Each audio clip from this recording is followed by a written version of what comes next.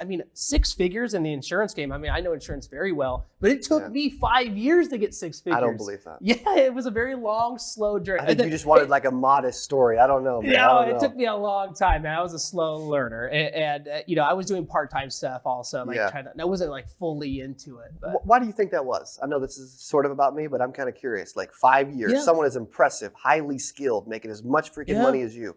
Takes 5 years to make 6 figures. I came from a background with zero business sense whatsoever. Okay. My family were a bunch of hillbillies and just worked hard, all blue collar work, no idea about anything. The biggest thing that I was lacking was belief in myself that I could actually accomplish it. I mean, I had very positive upbringing. What were you making before? Oh, goodness. I mean, I was 22 when I got my license, so I was making enough to buy enough beer for college and dirt like 30 grand or something? Yeah, something like that. Okay. Like 30, 40 grand. I sold cars for a while, absolutely hated that business. And then I was doing some startup work where we just invested some money and just sold a couple policies here and there. Mm-hmm. Never really got serious about it until 2015. When that year, because that's the year I got married. I was like, I have to get my act together. I'm going to take care of this lady and have kids. And I had a good mentor at the time that he actually made me cry. He said, you're not going to make it unless you change these things. How are you going to pay for that? And this totally broke me down. Wow. But I needed that, right? Because I was getting comfortable. Because at that point, I was making like 50 to 75,000. Okay. That first year that he broke that, then I hit over 150. And then we went to 200, then we went to 250, and then we went to 400. I remember when I crossed over $500,000 in 12 months, I was like, this is amazing. Yeah. This is crazy. And then it just perpetually grew every year after that to this year. We should be hitting in about around $2 million in revenue. That's incredible. Just personal pen. Freaking awesome, not agency modeling or anything. So there's a couple things you just said that I want to like highlight from my story to like help with what you just shared. One is belief. Yeah, I lack that. Yeah. So here's a few pieces. So when we talk about belief, so my dad actually told me like, hey, I was setting goals for my first year. He's like, he inserted something in me, like your mentor did, broke you down, but like added belief, right? Took some stuff out, put some stuff in. And my dad's like, dude, you will make, you're impressive. You're my son. You will make $100,000 your first year. What's interesting about that is he's like, you will make $100,000 your first year. I'm like, yes. Wait, me? Yeah. Right? Who are we talking about? That's a huge number back then. It still is today. I'm 20, right? I mean, literally, you make like $6,000 in college. It's like, right? You're buying pizza for the whole dorm. Yeah. And I'm like, dang, dude, maybe he's right. Maybe I could make 6 figures, right? Yeah. So he inserted that. I think everybody needs that, number one. Yeah, totally. You need belief. You need someone to insert that, and it will make you start believing bigger than you do. Something I do for my sales team every single day. Like I'm challenging them, I'm motivating them, I'm picking on them, I'm pushing them, I'm breaking them down. Right. I'm inserting confidence, but I'm trying to instill belief, right? Which is really important, and you shared a second ago. The second thing you shared was putting your back against the wall. Yeah. Like someone breaking you down.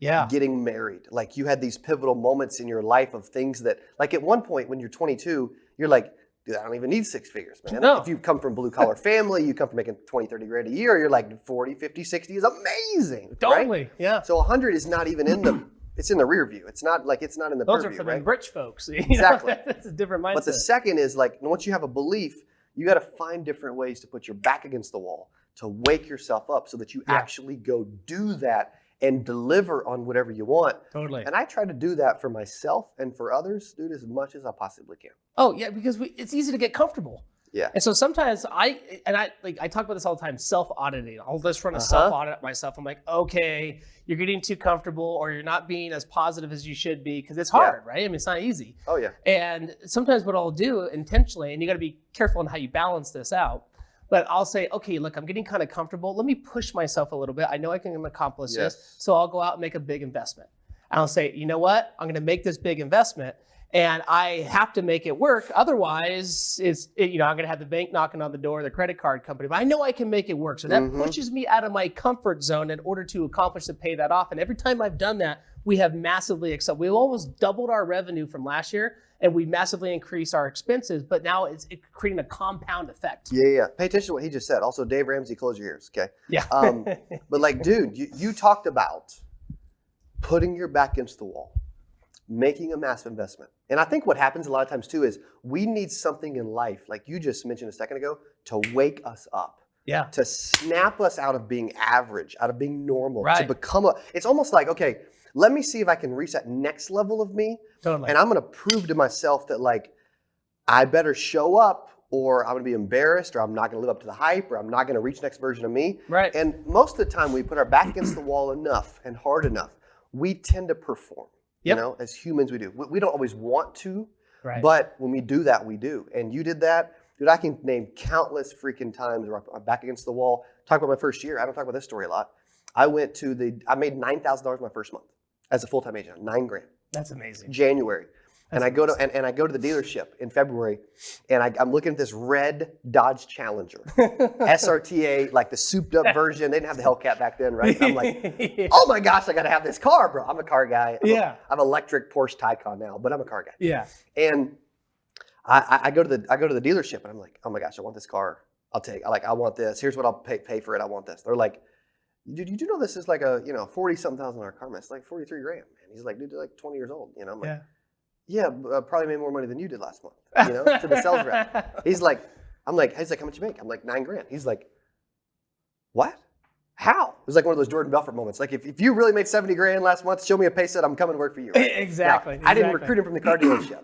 However, he's like, dude, if you made $9,000, prove it, and we'll sell you the car because you can afford it. I'm like, you darn right I can afford it. Now, was it a smart investment? Probably not. But yeah, sure. I go through it. I buy the car after printing off a pay stub, my mutual home pay stub in the dealership just to prove it, right? Yeah. Well, what's funny about that is my parents and I are really close. We got a tight-knit family. That's great. Yeah. They're in Vegas on a vacation. Love my family. On a business trip in Vegas. And oh, sure, business. Yeah. So yeah, somebody heard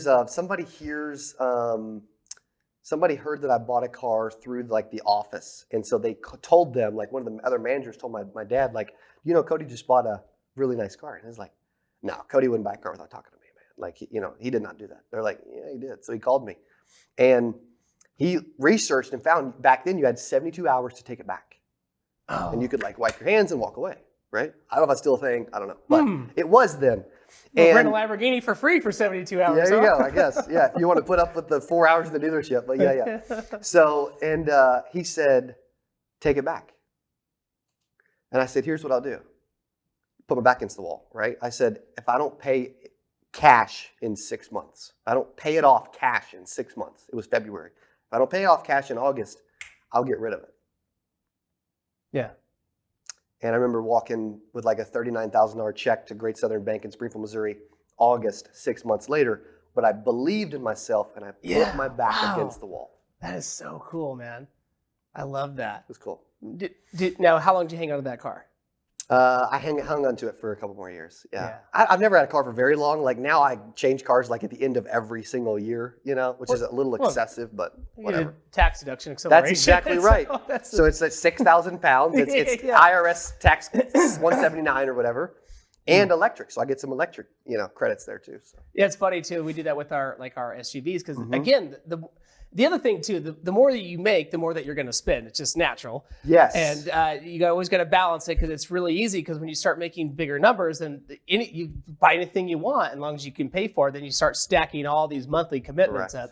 Correct. But the car thing, the same thing. Like we just we get a new SUV every year. We just flip it in.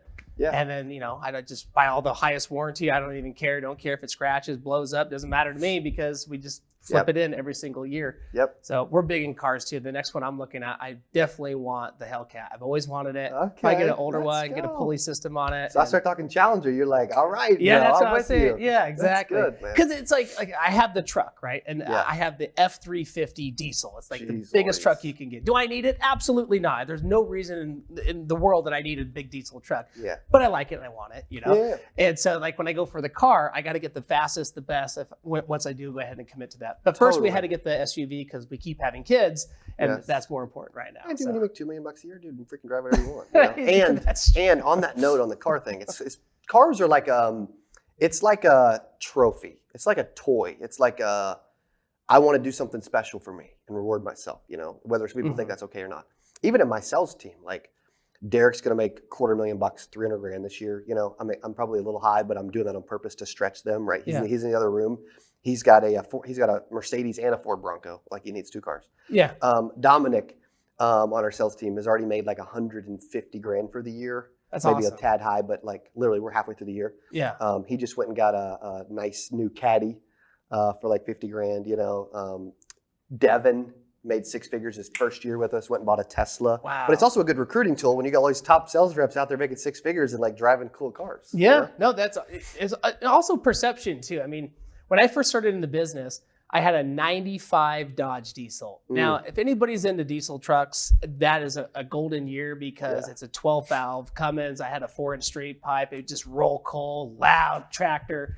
But I remember showing up to people's house to try to sell life insurance, and they look out the window, and it was a relatively beat up truck, you know? Yeah. They're like, what is this guy gonna sell me, a hay bale? And so I ended up getting rid of it, and I sold my dirt bike, and I cried when I sold that dirt bike. I was like, man, I love racing and being a part of dirt bike. And anyways, I got rid of all that, and I traded it in for an Infinity, like the high-end Nissan. A great car. We still have it today. My mom uses it. Yeah.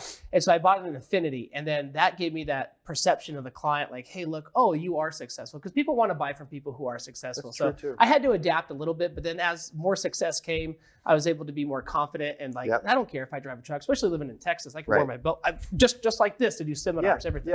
So it's a little bit easier that way. My dad sold 465 life insurance policies his first year in 1990, running a debit route with no leads, and was rolling in a Geo Metro.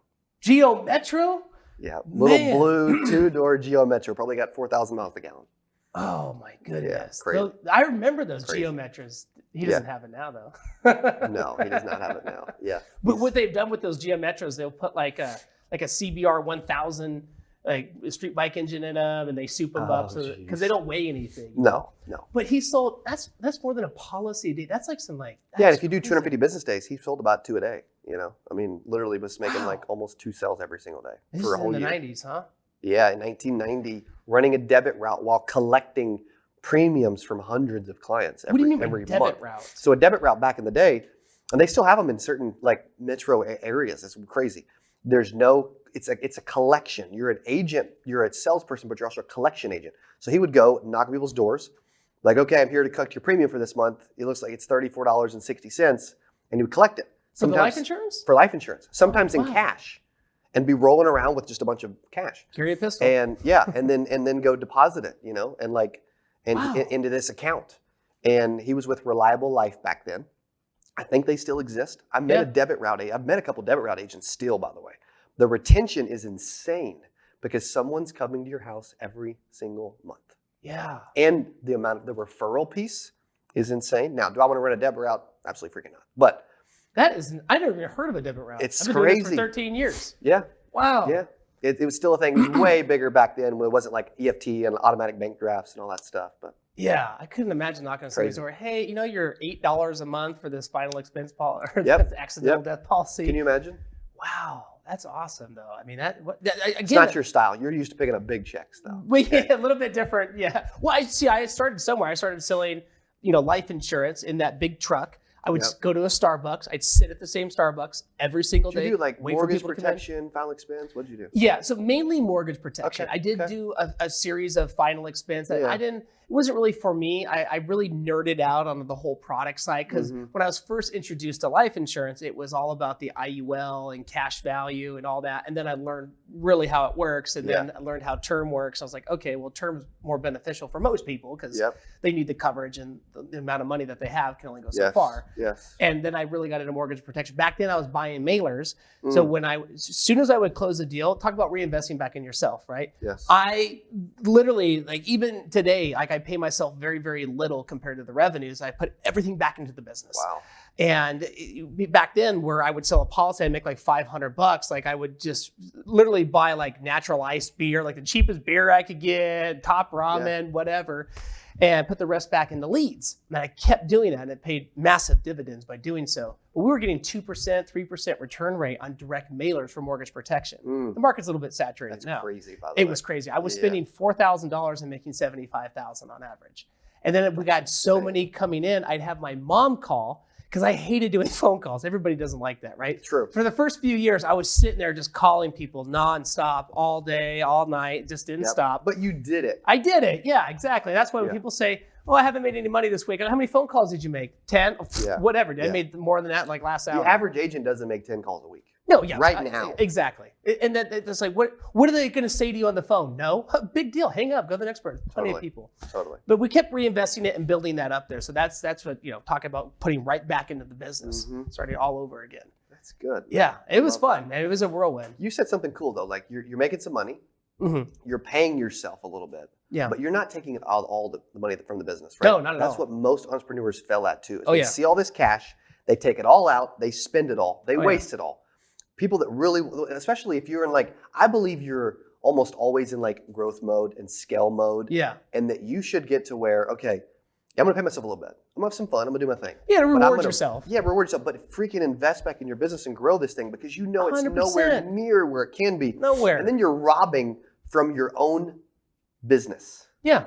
Alex Hormozi, again, they're bringing that up. He had this video talk about debt ignorance. If you want to be at $10 million and you're at 2 or 3, then your debt ignorance is costing you $7 or $8 million a year, right? And then how do you overcome that? Well, you can't grow a business without spending money. That's what a lot of agents are so scared to do. Amen to that. They're like, oh, $100 a month, I don't think I can afford that. You can't afford not to, right? Or once you cancel your Netflix bill, how bad do you really want it, right? Correct. So even today, we live by those standards where we literally put virtually everything into the practice. And even at times, we'll overcommit to certain things and say, hey, you know what? We know it's going to take a long time to pay that off, but it's going to be worth it. Totally. Right? Totally take that chance and reinvest it. And don't be cheap either.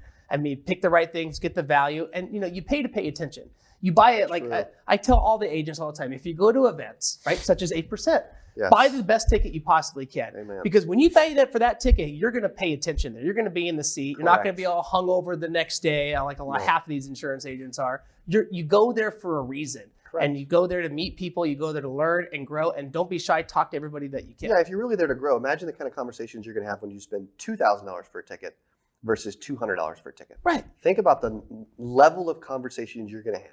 Yeah. You're going to hang out with Roy Snarr. You're going to hang out with Luke Aker. You're going to hang out with Sand. You're going to hang out with Nate. Yeah. You know what I mean? It's just different.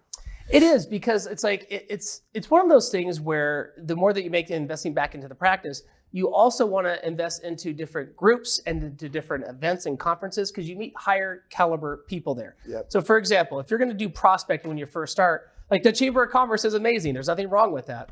But that's free half the time, or $30 a quarter or something, right?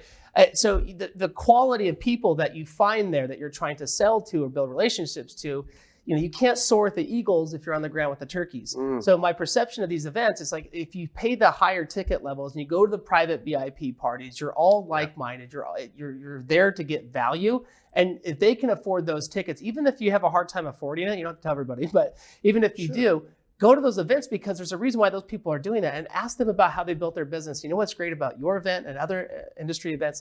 I've never had an issue. If I came up to you and said, hey, Cody, I'm new in this practice. Can you give me a couple pointers? Yeah. Everybody spills the world. I even, I bought a package of tickets from you. There was a lady that I met during the SWAT event. She went all in on the practice, single mom, and said, I got laid off. I'm trying to build this practice. I said, I'll tell you what, if you will go, right? I got to check, make sure she's coming too. But anyways, I will give you a free ticket to go. Now, I normally don't do that because you pay to pay attention, but if you will go, I will do that. And she started almost getting emotional. That's so cool. And I said, hey, you know what? Because I was in your place one time and people helped me out, and then you'll be where I'm at, and then you'll be able to help other people out too. Yeah, that's cool. I love that you do that, and that's what's cool about it too, is people that end up achieving a little bit and becoming better along the way, they want to help people out. Now, I do agree with the whole, I've given out too much for free and I've tried to help too much, and then I'm trying to drag someone to success, and I want it more than they do. Yeah, that happens. But I do believe in helping them, man, and trying to do what you can to help along the way. I think that's really cool, and I love that we always both probably said along the way, hey, if we ever, in whatever level we are now, but along the way, I want to look back and also help people too. So that's what it's all about, because there's been, I talked about this with Luke too, there's been times where we've poured our heart and soul into agents and then nothing happens. True. And it's just business, and then the same thing. I always want it more than they want it, right? And you can't have that. They have to want it more than what you want it, right? And so it has to be a working relationship. Yeah. Then there's other times where you'll waste a lot of time and you can't get that back. But for those that it does work out, one of my business partner now, Garrett, He was working multiple jobs, and now he's full time in the practice. He's going to make, probably $350,000, $400,000, if not more, just by. And this is really his second year into selling full time, right? And so he's just growing exponentially. He'll be at a 7-figure income in the next 3 years. And it's really cool because we've done this, we've been able to build things together. He's been able to help me. I've been able to help him out. And so it's so rewarding. And with other agents too, especially people that follow your stuff, like, hey, I was able to quit my job. I was making enough money. It's rewarding. I get more of a thrill by having somebody else succeed that we helped. And even like, I'm hard on myself. Like if they do well because we helped them, it makes me feel better. Yeah, 100%. Why do you think we're so hard on ourselves? That's a great question, because it's like, even taking a compliment sometimes is always awkward, right? It is. I don't know. I'd much rather give compliments than like to receive them.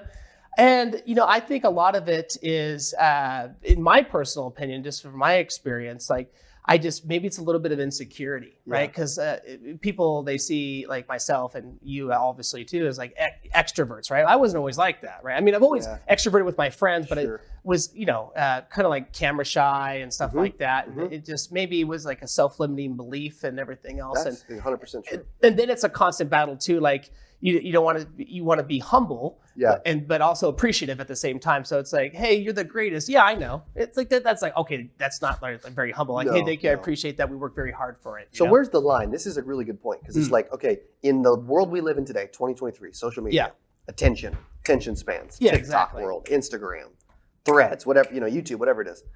The goal is to get someone's attention. Yeah. The goal is to get people to be following what you're doing, to watch your journey. Yeah. To get a backseat to what's going on in your life. Totally. But also there's the attention. You want people to keep people's attention. Yeah.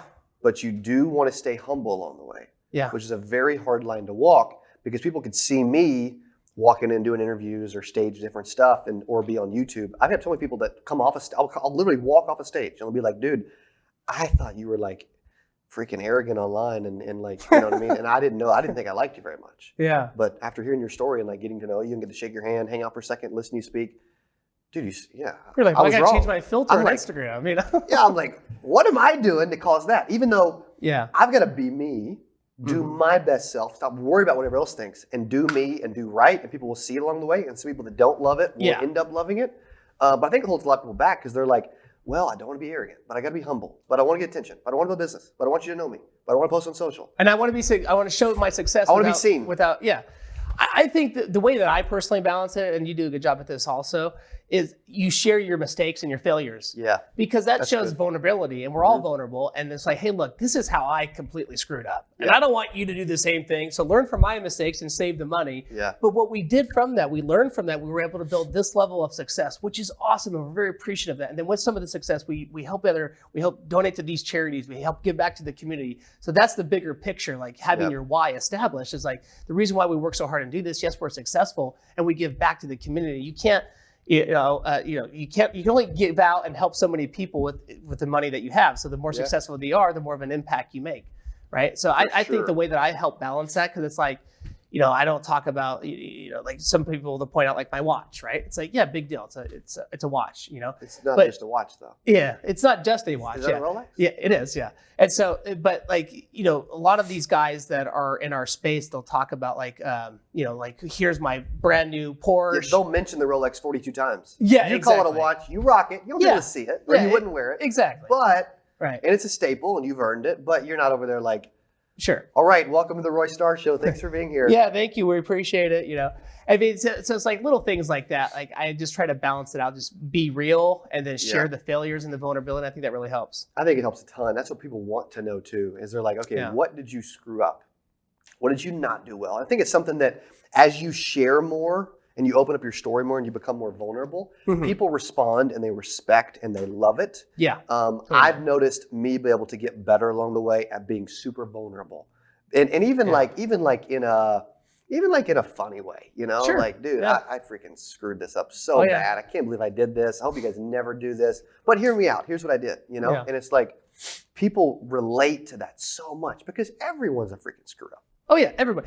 I actually like have fun talking about like the stuff I've messed up on, like and talking about the beginning where I was selling policies out of the back of my pickup truck, and I slept in my truck a couple of times, like, and then saying, hey, the first time I made all this money, I didn't save anything for taxes. Then I learned real quick that I forgot about my business partner, the IRS. They want money. And then I got in this taxing where I just had to give up all my money in my bank account. It went negative.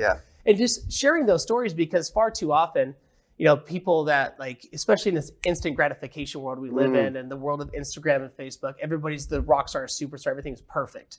Right. But if you come from the angle of like, no, dog, it's not perfect. We've all been through this hard times. Look how many times I failed. Look how many screw ups I've made so far this year. But I've learned from them, and hopefully you can learn from them too, because you're never going to get to that level of success without banging your head against the wall and screwing up and failing multiple 100%. times. The only difference is you just got to be determined and keep going. That's what I attribute it to. Like, I'm not the smartest person in the world by any means, but I'm just determined. Just one of the smartest I know. Sure. I'm one of the most determined for sure. And dude, I mean, IRS is my least favorite business partner. I don't actually even, because you consider a business partner, I'm like, I don't know, bro. I don't know. But I did forget to pay taxes my very first year. $117,000, $1099.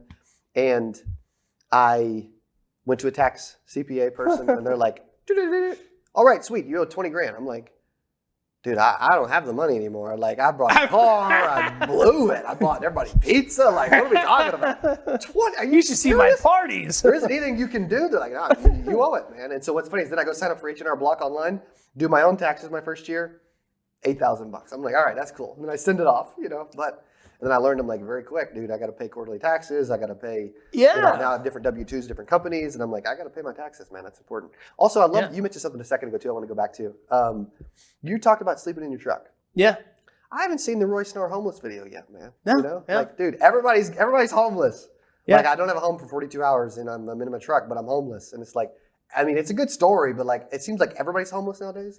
I think you're missing a huge moment here. I know. I did. It was funny too, because if you look at it, like the popularity is like, oh, I was addicted to like drugs and I was homeless, and now I'm a multimillionaire. Like, I mean, I always had a place to sleep. I could always go to a friend's house and I could couch surf.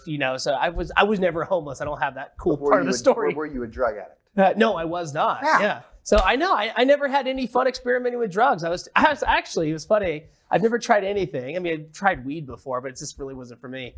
I was too. What's that feel like? I've never done it. Well, it depends. Let's talk about weed for a second on the Roy Snarr Show.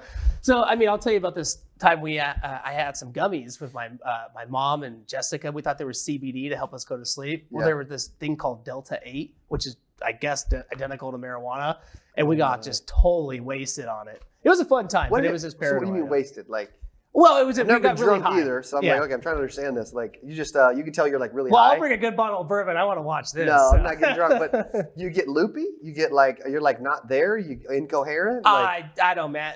Dude, it's like I'm trying to describe the color blue to somebody who's colorblind. It's so like high, homeless. High and homeless and wealthy, but he. But yeah, it never did anything. I was always too afraid that I'd be. He wasn't a drug addict though. No, not a drug addict. I drank a lot of beer in college. That's for sure. Yeah. But never had that type of crazy story. But living through the fact that my mom became disabled, that was traumatic. And then luckily she's okay now, but still not like perfect. But that all was like life lessons. So it wasn't like this perfect cherry patch and everything handed. Like and that's what makes the best entrepreneurs, in my opinion. Just like what you went through. Your dad's like, get your ass out there. I did it. You can do it too. And you did it. And that's how you become somebody who's great and that can help share experiences when you go through those type of traumatic events or experiences. You know what pushed me to along the way that I don't talk a lot about is I was, because my dad was successful. It was assumed that I would be successful and that he would help me in a lot of ways be successful, right? Now, my dad's amazing. He helped me for sure. Yeah. He's stupid if I said he didn't.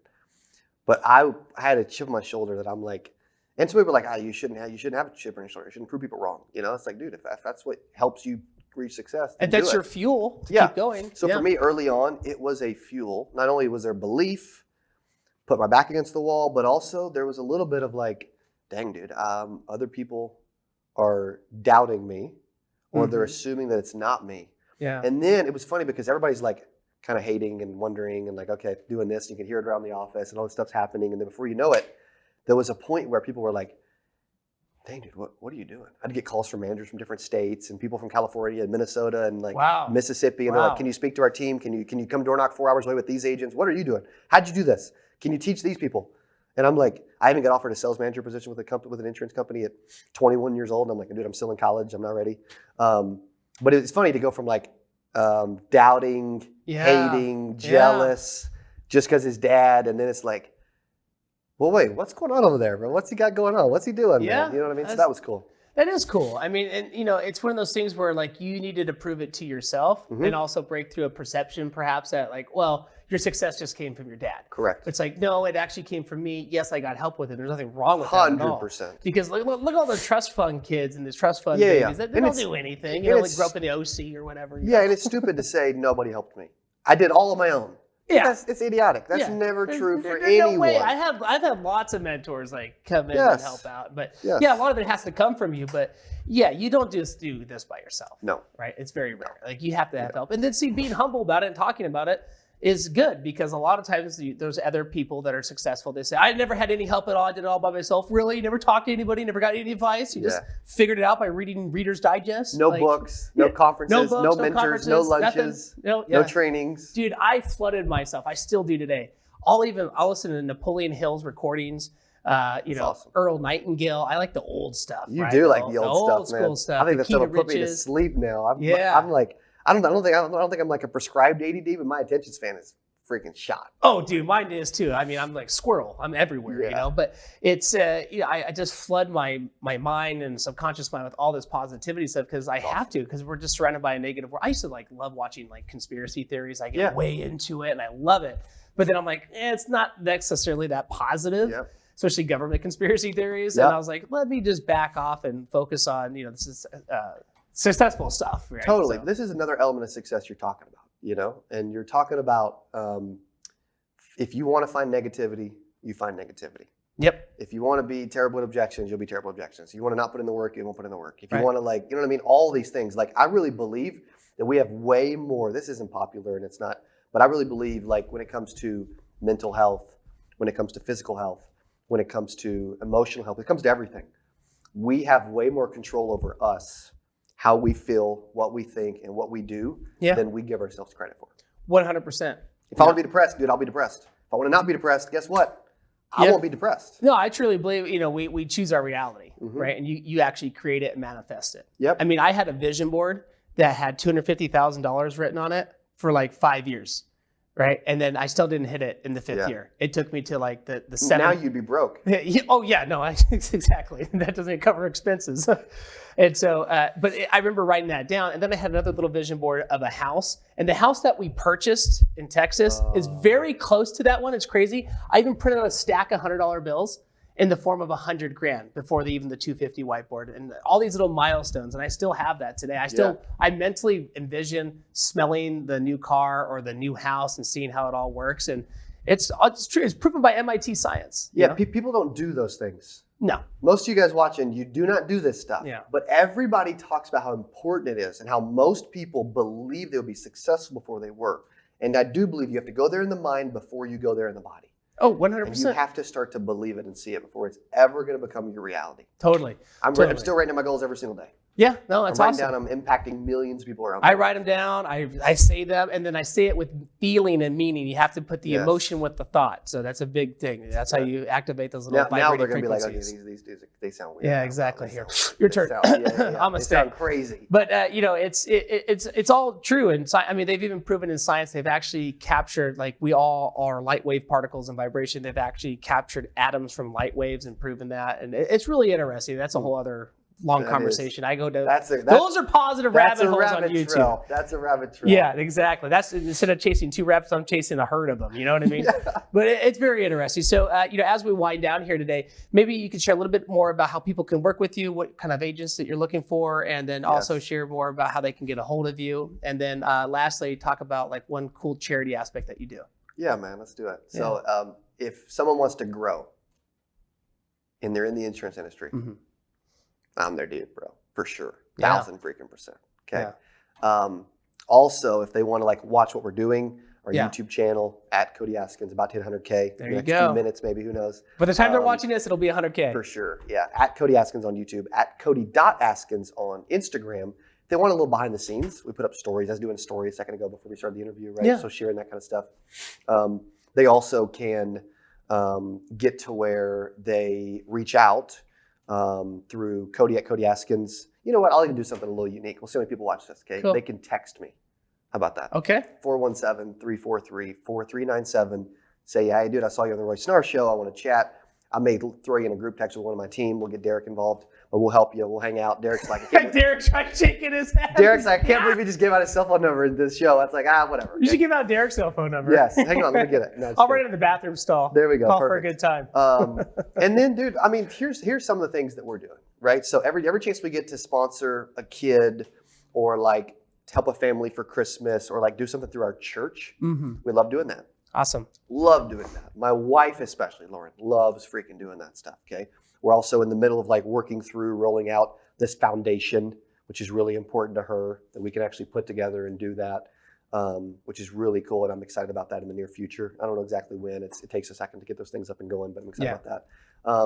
And then two, like I truly believe that you can give back and like give money and do this different stuff, which is cool, right? And I give cash away through my social media every few days typically, which is great. I gotta get on that Venmo, I think I gave away like $300 or $400 last week, right? But I also believe that if you have a gift and you're not sharing it, that's the best way you can give. Yeah. I believe you can give people handouts or you can give them a hand up.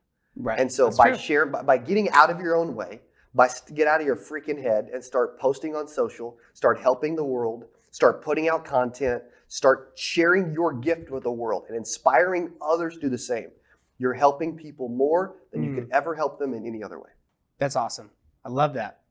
Which is what you're doing right now. Yeah, that's the whole reason why we created this, and to have great people like yourself on and to share their message. And it's a great platform for distribution. The podcast, the YouTube. And it's evergreen too. Like my kids can look back and be like, "Oh yeah, there's Dad right there," And even when I'm gone, it's a legacy building tool, and it's fun because maybe somebody out there picks up just one nugget, one little tip, and it helps change them. That's all it is. Yeah. I had my first comment on a YouTube video saying that was very inspiring. I really appreciate it. I almost fell out of my chair. I felt so special. I was like, "This is so cool." I still didn't message him back, but I will. But.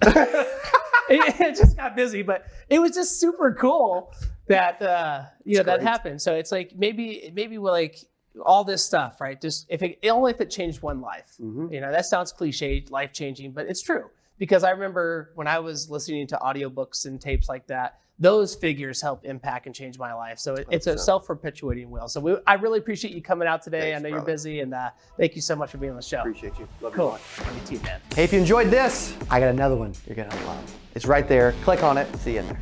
I'm so excited for today's CA Power Player podcast. I'm your host, Cody Askins. We got a special guest. He is back on the channel talking about how to sell life insurance from home. Here's what I love about this person. I'm telling you, this will be one of the best.